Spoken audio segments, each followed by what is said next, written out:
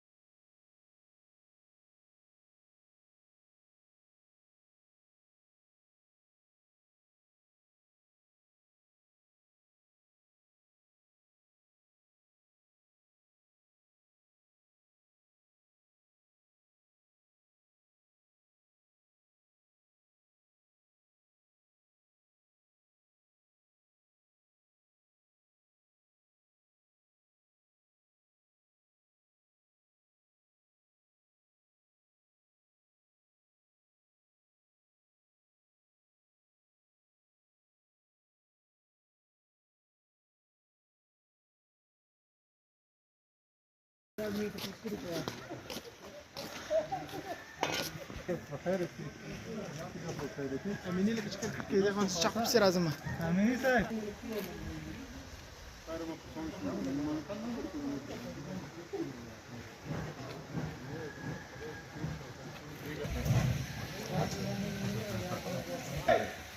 راځم تلاش به وته چلا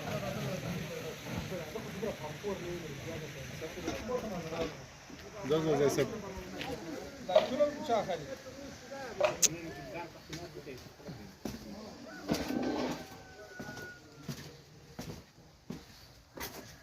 زي غير نزل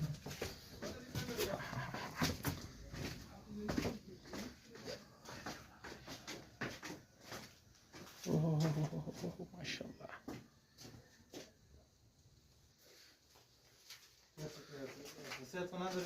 نه الحمدلله تباله بی خصوص چیستم الرژیستم.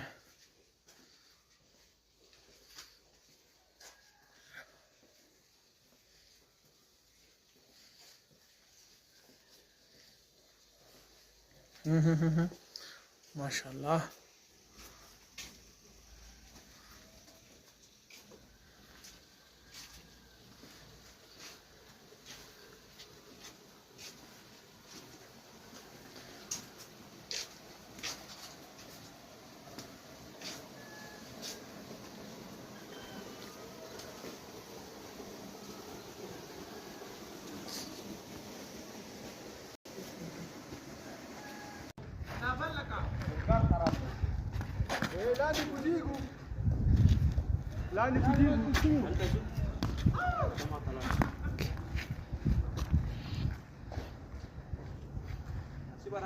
تراغلا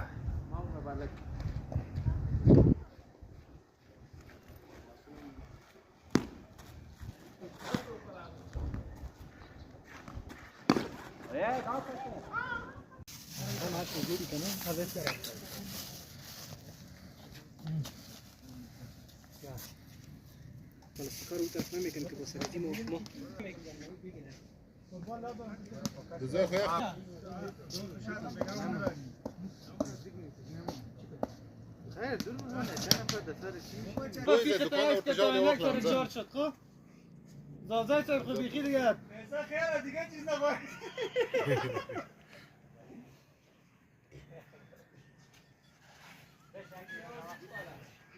سکرتر صاحب جناب صاحب سکرتر موبایل رو تمامی ما چی میگویم ما میره اینجا میمانیم ما بکنیم تراولم دي زي سر زي سر پغمان دره او دا موسم بیا یو ځانګړتیا ده لري چې د هر دقیقه په لږه کې باندې باران کېدای شي چې څنګه شي چې طوفانونه د سره ډیر دي نه چې اشپازم خپل هي ډیر دي نه اشپزي باید څوک ما پیژني تزي اشپزي په خپل ولا چې ډډې کې خوان نه بیا خو خپل خپېږي کړه